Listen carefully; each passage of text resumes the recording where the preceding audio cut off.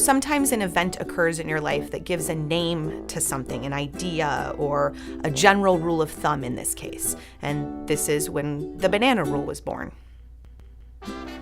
About 10 years ago, we took a family trip across Europe, and it was sort of a pivotal moment in my family's history because it was a transition from a child-parent relationship to becoming friends, actual friends instead of only family. And we've always gotten along fantastically, but having all 5 of us together for 24 hours a day for 3 weeks, traveling under, these crazy circumstances and jumping on trains and jumping off trains and not knowing where we're going to spend the night, it was really fun and really adventurous, but we learned a lot about each other.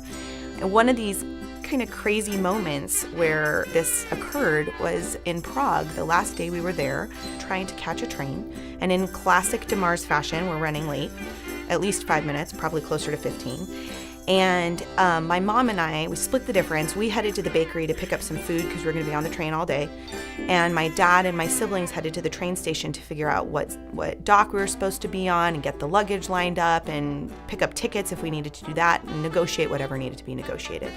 So my mom and I are at the bakery. I was real hungry for a banana. I just had a craving, so I picked out my favorite type of banana, which is kind of smaller, slightly green, and put it at the register along with all the pastries. We pay for everything. And as we head out of the bakery to meet the rest of the family at the train station, and we're hustling, these 2 men are coming towards us.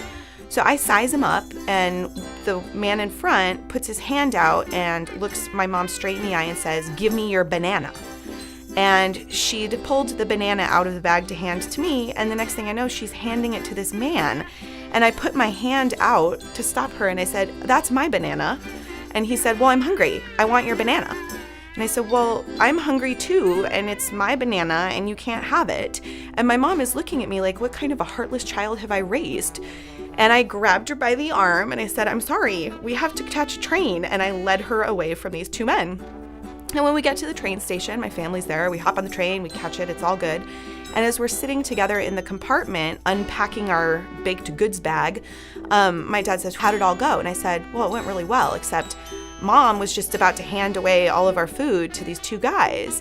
And she starts to explain, "Well, they needed food, they were hungry, they were, and I said, "Mom, he had keys on his belt and he had nice shoes on. I don't really think he was homeless.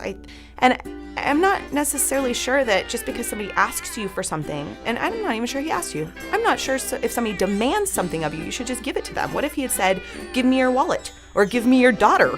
Would you have agreed?" And she kind of looked stunned and said, "No, I guess you're right."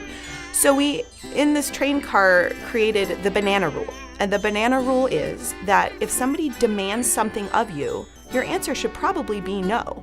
Giving freely means you have decided you want to give something to somebody, and usually it's not because they've asked you, it's because it's coming from within you.